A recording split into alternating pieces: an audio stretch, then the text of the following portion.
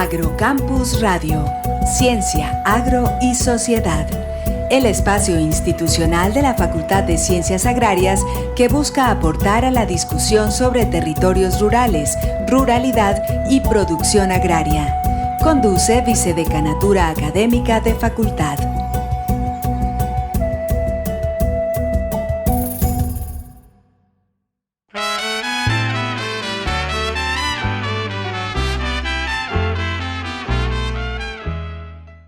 Buenas noches, les damos la bienvenida a su programa Agrocampus Radio, el espacio institucional de la Facultad de Ciencias Agrarias que busca aportar a la discusión sobre la ruralidad, territorios rurales y la producción agraria. Hoy continuamos con el tercer programa sobre el consumo de carne roja. Ya tuvimos un primer programa con todo lo que tenía que ver con el procesamiento de carne, la agroindustria. Luego tuvimos otro programa con los impactos del consumo de carne roja en la salud humana y hoy vamos a conversar sobre los impactos ambientales de la producción de carne bovina. Para ello contamos con dos invitados que muy amablemente han sacado tiempo de sus múltiples ocupaciones para acompañarnos y conversar sobre el tema.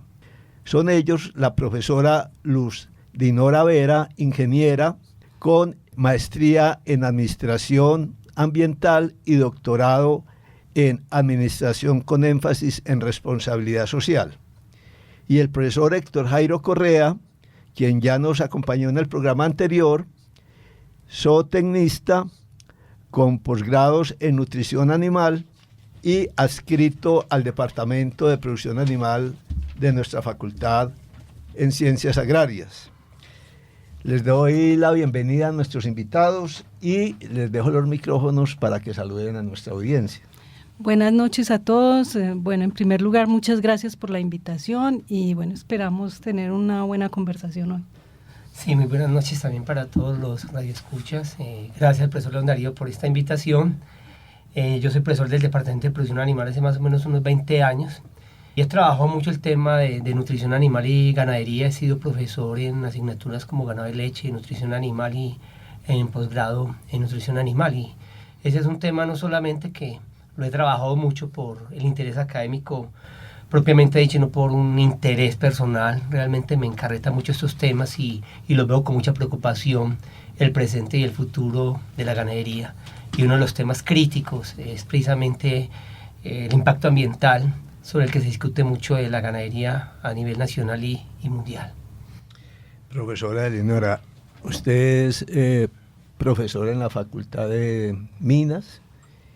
¿En qué departamento? Yo soy profesora en el Departamento de Ingeniería de la organización y las asignaturas pues, que estoy trabajando ahorita son responsabilidad social empresarial en el posgrado y gestión de talento en el pregrado. ¿Cómo llega usted a la universidad? ¿Qué asignaturas está dando? ¿Y cómo llega también a estos temas? Bueno, yo llego a la universidad hace más o menos 8 años. Trabajé en administración ambiental, he trabajado los temas de gestión ambiental y gestión económica ambiental también, y trabajado en responsabilidad social, en algunos proyectos de responsabilidad social empresarial. ¿Qué me interesa de este tema de la ganadería? Pues desde el impacto ambiental hemos visto que pues, hay unos impactos que tienen que ver con la deforestación, con los impactos por los efecto invernadero, y eso lo hemos trabajado con los estudiantes desde el tema de responsabilidad social empresarial. Muy bien, a manera de introducción vamos a poner unos datos. La organización Greenpeace dice que la huella ecológica de la producción y consumo de carne y otros derivados animales en los países desarrollados es una de las grandes responsables de la crisis climática que vivimos. Contribuye significativamente a la emisión de gases de efecto invernadero. La FAO dice que las emisiones del sector a nivel global representan el 14.5%, La ganadería industrial es especialmente responsable de estas emisiones debido al crecimiento exponencial de estas explotaciones intensivas en las últimas décadas. Además, agrega que otras emisiones relacionadas indirectamente con la actividad ganadera, como las originadas por la deforestación para el cultivo de los pastos y el transporte de mercancía, barcos que traen soya de Brasil y otros países, camiones que las transportan hasta las explotaciones ganaderas y otros camiones para llevar los animales al matadero. Es decir, no es solamente el efecto directo del ganado en los gases de efecto invernadero, sino toda la cadena de transporte que también emite gases con este efecto. Sin embargo, tenemos impactos entonces en el calentamiento global, efectos en la deforestación, efectos en la erosión del suelo, efectos sociales. Pero también se reconoce que la actividad ganadera es un sector económico de mucha importancia, que genera divisas y también genera ingresos no solamente a los grandes productores, sino a los campesinos y pequeños productores. En Colombia, más del 30% de la producción de leche está en manos de los campesinos. Otro tanto, la ganadería de carne. O sea, también tiene un efecto, esta actividad, un efecto social en la economía y en el suministro de ingresos a una gran parte de la población. O sea, hay varias caras de la moneda. Y con ello vamos a conversar entonces con la profesora Dinora y con el profesor Héctor Jaime. Empecemos por precisar cuándo y por qué surge la preocupación social por los impactos de la actividad ganadera sobre el medio ambiente. A ver, yo creo que no hay una fecha precisa, hay una época más o menos donde comienzan a aparecer ya este tipo de preocupaciones, pero depende también del tema del que se hable. No es lo mismo hablar de gas de efecto invernadero, que es un tema un poco más reciente, que hablar, por ejemplo, del tema de ocupación de tierras de los grandes latifundios, que digamos que es un esquema productivo que es bastante antiguo, y de hecho en América se estableció desde la misma llegada de los bovinos a América por parte de los españoles, inicialmente la isla de la Española y posteriormente al continente americano. Una de las formas de tenencia de tierra y demostrar propiedad sobre la tierra fue precisamente el montaje de grandes latifundios y que todavía siguen, pero con otras connotaciones. Entonces, va a depender de lo que hablemos. El tema de forestación es un tema que ha venido en un crecimiento bastante marcado, sobre todo desde el siglo pasado, y con unos altibajos, pero es un tema que hay que mirarlo con mucho detenimiento. Yo soy de los que pienso que la ganadería no es la culpable de la deforestación. La ganadería ha sido instrumentalizada, hay que decirlo de esa manera. El ganado no va y entra y tumba palos, árboles, sino que lo que ha sucedido es que personas que no son ganaderos tampoco, sino que está muy asociado, y si ustedes observan el tema de la deforestación ganadera se presenta principalmente en zonas donde la presencia del Estado es muy baja y donde la incidencia de problemas sociales es muy alta, es decir, presencia de grupos armados al margen de la ley, y por lo tanto está ligado a minería ilegal, está ligado a el cultivos ilícitos, está ligado a enfrentamientos de grupos armados, y la ganadería termina siendo instrumentalizada. No es la ganadería la que genera esos problemas, y no son ganaderos los que están en esa zona, son latifundistas, posiblemente son jefes de frentes de guerrilla, posiblemente son paramilitares, pero no son ganaderos. Yo creo que eso es muy importante que quede claro, que la ganadería es instrumentalizada para realizar actividades que no son lícitas y que lamentablemente termina siendo estigmatizada. Bueno, como vinimos a hablar de impactos ambientales, yo creo que pues estoy de acuerdo en cierta forma con el profesor Héctor de que no hay una fecha exacta para definir cuándo se empieza a hablar de los impactos ambientales de la ganadería y de la agricultura. Yo creo que a partir del año 87, cuando el informe Brundtland sale a la luz, ya empieza una preocupación a nivel mundial por el medio ambiente. Antes había problemas de medio ambiente, pero con el informe Brundtland se pone en la mirada de todas las personas que estamos preocupadas por el medio ambiente, entre ellos Greenpeace, a definir que hay unos problemas muy serios con la industrialización. y la ganadería se ha venido industrializando, y de hecho, sí, el problema no es el ganado ni los ganaderos en sí, sino la industrialización. La expansión también de la ganadería también ha hecho muchos problemas con el tema de la tierra y con el tema de la deforestación.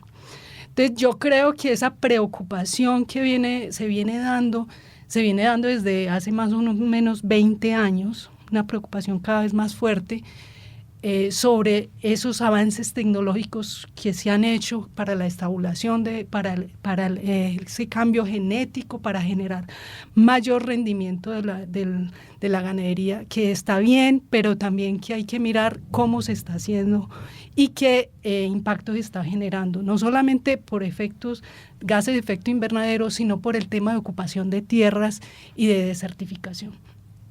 Aquí hay como varias dimensiones, escuchándolos ustedes, o aspectos que hay que precisar.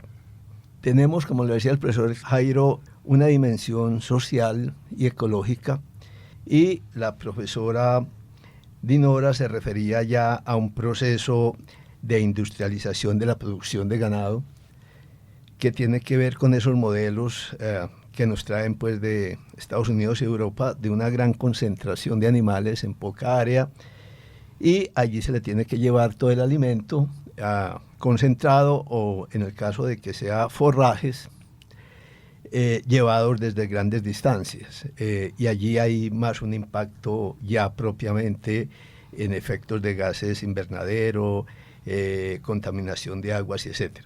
Yo me quiero referir brevemente al primero, y aquí entrando un poco en polémica con el profesor Héctor Jairo, porque digamos que el profesor Héctor Jairo tiene razón en el sentido de la ganadería utilizada como ocupación del territorio, como medio de poseer tierra y no como medio de producción. Y esa es una práctica muy antigua. Y si uno va a los frentes de colonización, uno lo va a constatar. Los colonos, por ejemplo, tienen pastos y no tienen ganado, porque es la manera de valorizar su fuerza de trabajo.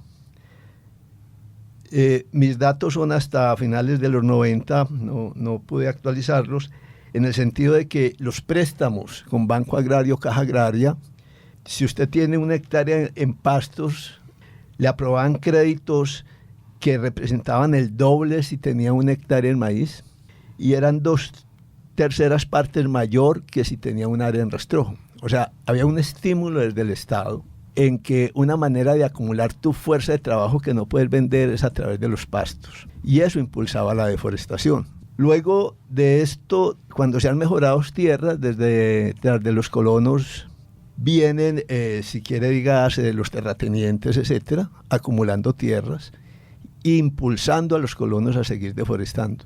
Sin embargo, esa asociación, ahí es donde yo difiero con guerrilla o con paramilitarismo, es una cosa tardía. Muy rara vez se localizan esas actividades en estos frentes de colonización, o al menos pues es lo que me ha tocado ver y vivir. Entonces, pero en la primera parte sí, o sea, es una manera de ocupar el territorio, no viéndolo como una actividad económica y productiva, sino más bien eso, como control territorial y acumulación de tierras. Uh-huh. Y ya viene la otra parte que pues hablaba la profesora Dinora, era ese proceso de industrialización. No sabemos, o sea, tenemos un problema todavía vigente, que es esa parte de deforestación y esa parte de efectos sobre el suelo, y esta otra parte que se ha venido desarrollando en la agricultura industrial. Entonces tengo dos preguntas. Una es que parece que se ha estabilizado esa frontera o esa área en ganadería, que se llegó a contar hasta 38 millones de hectáreas, entre todo, porque no es solamente pues los pastos, sino pasto enrastrojado, etcétera. Y la meta de los gobiernos ha sido bajarla primero a 25 millones y hasta que se estabilicen 15 millones. No sé en qué vamos en esa perspectiva de tratar de convertir esa ganadería de ocupación del territorio realmente por una actividad productiva. Y la segunda es qué tanto aportamos en esta ganadería del trópico a la contribución de gases de efecto invernadero con respecto a esa ganadería sí supremamente industrializada que se da en los otros países como Estados Unidos. En la actualidad, colonizar es un delito, ¿cierto? Tumbar monte casi que ya es un delito. Pero en el pasado los gobiernos no solamente permitían, sino que estimulaban la colonización. Y no olvidemos que aquí, particularmente en Antioquia, se un fenómeno de colonización, la denominada colonización antioqueña, estimulada por un gobierno español desde la administración de Antonio Moni Velarde. Recuerden que encontró una Antioquia completamente abandonada y la mejor manera de estimular la reactivación económica y social fue la colonización, y se estimuló la colonización. Y los colonos tumbaron monte, quemaron monte, y así se construyó Antioquia, se construyó el Viejo Caldas, Quindío, Risaralda. Pero llegó un momento donde nos dimos cuenta que esto no era infinito y que esto había que pararlo. Pero un momento donde eso se permitió. En la actualidad hay unas normas muy claras que impiden eso. Sin embargo, ¿qué sucede? Que no hay presencia del Estado. Entonces, mientras no haya presencia del Estado y haya necesidad de tierra, ya sea simplemente por querer acaparar, valorizar la tierra, o por necesidad, porque también hay pequeños colonos pobres que buscan tierra, pero no hay un Estado, no hay presencia del Estado, pues seguirá habiendo ese tipo de frentes de colonización. Eso por un lado.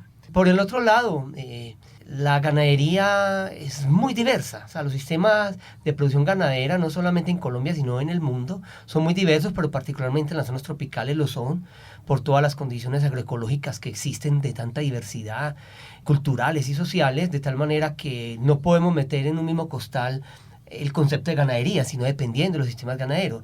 Y hay sistemas ganaderos que definitivamente no pueden soportar más allá de una ganadería extensiva, porque las condiciones agroecológicas no lo permiten, y estamos pensando, por ejemplo, en el Baupés, ¿cierto? Zonas donde los suelos son muy ácidos, donde las condiciones de infraestructura son bastante complejas y que no permiten que haya ningún tipo de inversión más allá de tener unos animales casi que en condiciones de extractividad total.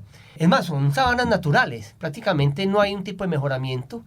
Las fronteras de los potreros, que son inmensos, son casi siempre fronteras naturales, un río, una quebrada, un humedal, algo así por el estilo. Tirar cercas es bastante complicado, de tal manera que son sistemas extensivos per se y que difícilmente podrán realmente mejorarse. Colombia no tiene los sistemas de producción industrializados que tienen en otros países. Realmente nosotros tenemos unos sistemas de producción de lechería especializada donde se utilizan alimentos concentrados, que efectivamente puede hacerse todo ese seguimiento del ciclo de vida y calcular esos costos, pero esa ganadería representa un porcentaje muy bajo de toda la población bovina que hay en Colombia. Las estadísticas efectivamente han mostrado que durante por lo menos los últimos 15 años la población ganadera se ha mantenido estable. Las estadísticas no son muy buenas, porque las estadísticas se basan fundamentalmente en las campañas de fiebre aftosa y cuántos animales se lograron vacunar, y de pronto un estimado adicional por ahí de animales no vacunados, pero más o menos lo que dice es que se ha mantenido muy estable, más o menos unas 22, 24 millones de cabezas en los últimos años. El censo agropecuario daba aproximadamente unas 23 millones de cabezas y más o menos unos 38 millones de hectáreas dedicadas a ganadería, independientemente pues del tipo de cobertura vegetal que haya allí. Pero también hay que decir que asociaciones de ganaderos, la misma Federación Nacional de Ganaderos, FEDEGAN, desde el año 2006, 2008 más o menos, publicó un documento en donde había un compromiso explícito de reducir el área que estaba en ganadería y aumentar la productividad a través de animales con mejoramiento genético, con prácticas que permitieran aumentar la productividad. Sin embargo, pues por muchas circunstancias eso no se ha dado, pero hay un compromiso explícito de reducir ese tema de deforestación.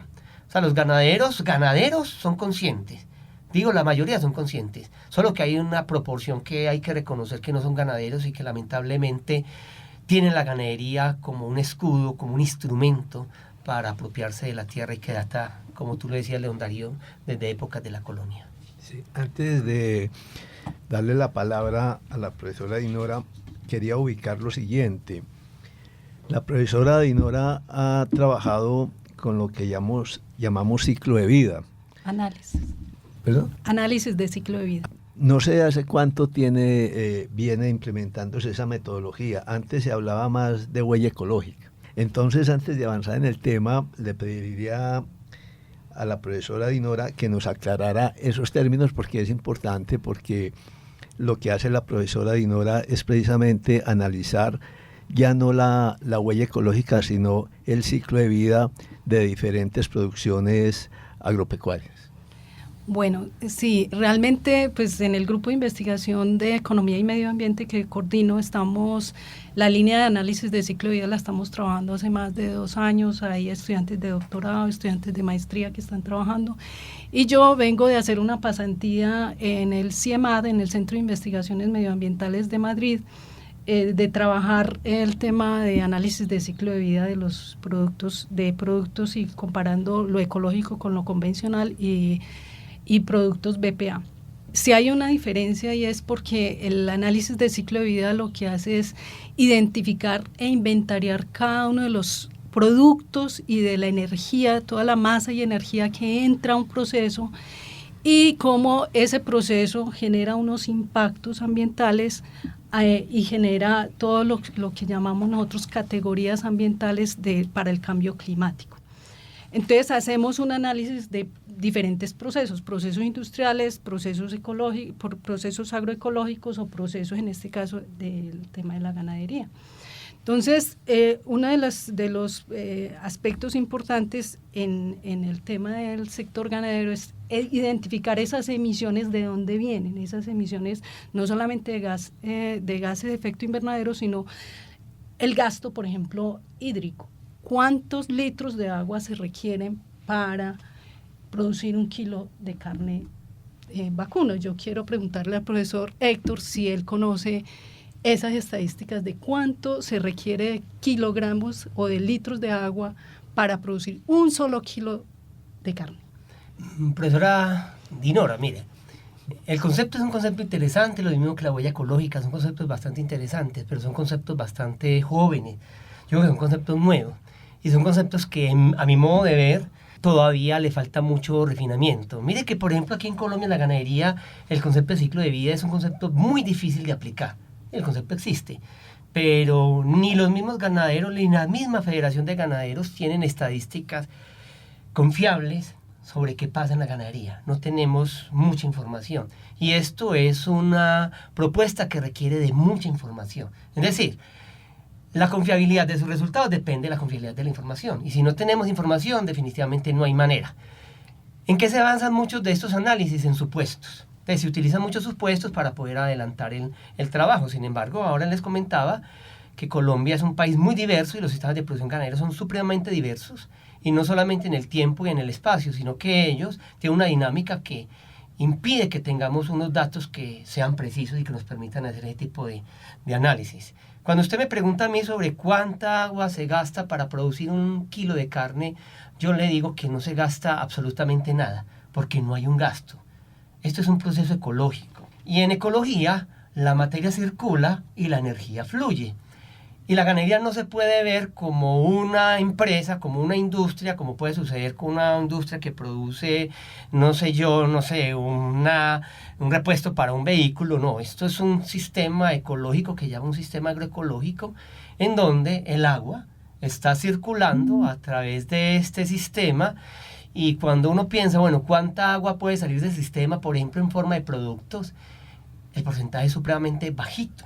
Sí, yo hago un estimado, porque vuelvo y repito, no es un cálculo, es difícil hacerlo, yo diría que casi que imposible hacerlo, pero uno puede hacer un estimado de animales que más o menos tienen una ganancia de peso de 600 gramos, más o menos 3 o 3.5 animales por hectárea, en un espacio donde la precipitación puede ser de 2.000 milímetros, y uno comienza a tomar una información, unos supuestos, y comienza a juntar toda esa información, uno dice, eso más o menos, la cantidad de agua que va a circular por este sistema puede oscilar por entre 7.000 y 16.000 litros y por cada kilo de peso ganado por los animales, y eso es lo que llaman ese gasto.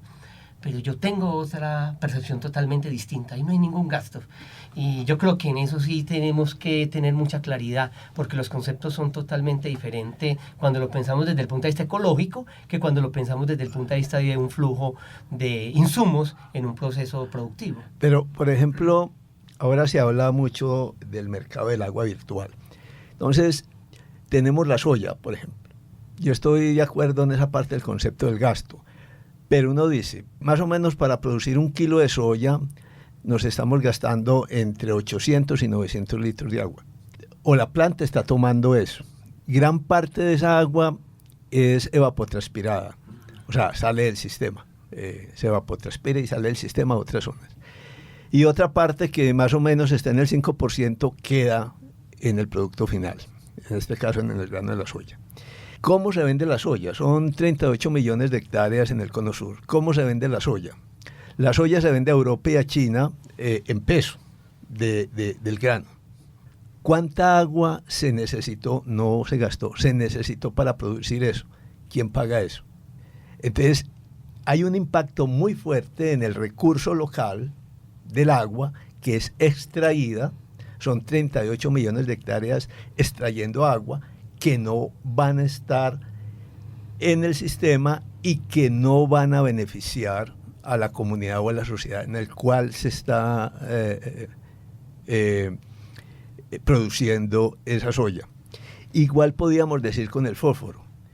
Todo el fósforo que se va con la soya, que es de la pampa húmeda argentina, uruguaya y brasilera, y parte de la bolivariana, va a parar en la producción animal en Europa y China. Entonces, en ese sentido, sí es importante, dependiendo del contexto, porque me imagino pues que no es lo mismo lo que consume en agua para producir 1 kilo un ganado de alta selección genética que a un ganado de baja selección genética. Entonces, ahí hay un problema. Bueno, yo de todos modos también quiero participar en la discusión, porque no estoy de acuerdo con el profesor Héctor que no sean cálculos que se han hecho. De hecho, en Europa se han hecho muchos cálculos y hay un inventario que se llama EcoInvent, que vienen trabajando muchos científicos sobre cuáles son esos inventarios que se tienen de todos estos procesos productivos. Entonces, no es algo que se lo inventaron de la noche a la mañana, sino que se ha venido midiendo desde hace muchos años en Inglaterra, en países como Holanda, que vienen trabajando el tema ganadero hace muchos años y que tienen toda una tradición mayor que la que tenemos nosotros aquí en Colombia. Y ellos le están apuntando a disminuir esas cantidades de agua que son más o menos 16.000, entre 15 y 16.000, como dice el profesor Héctor, por kilogramo, como lo plantea la FAO en sus informes en el 2006 y en el 2017 plantea toda la cantidad de agua y que son sacados de estos inventarios de la CETAC, que es la que está inventariando todo este tema de los procesos productivos para hacer análisis de ciclo de vida. Y más que todo porque el proceso ganadero tiene 4 procesos que hay que identificar muy claramente, y es el proceso de consumo de energía, que tiene el 5% de consumo de emisiones al aire. Tenemos la gestión del estiércol, que fue lo que yo estudié durante todo este semestre, la fermentación entérica, que es del proceso que se genera metano en el proceso de rumiación, que es el 44% de las emisiones, y tenemos la alimentación animal, que es lo que plantea usted del forraje, y no solamente del forraje, sino todas las emisiones que tienen que ver con lo que se utiliza para esa producción de ese forraje, que son fertilizantes químicos que se utilizan para eso. Entonces, hablamos de un 41% de las emisiones. O sea, eso está calculado, eso no está inventado por personas, está calculado. Profesora Dinora, cuando usted se refiere entonces a la demanda de agua, no es solamente el agua que consume y transpira el animal, sino el agua necesaria para la producción del alimento para ello. Sí. Muy bien, llegamos por hoy al final de este programa. El tema queda en punta. Los invitamos entre 8 días para continuar en compañía de nuestros invitados, conversando sobre el impacto ambiental de la ganadería bovina. Buenas noches.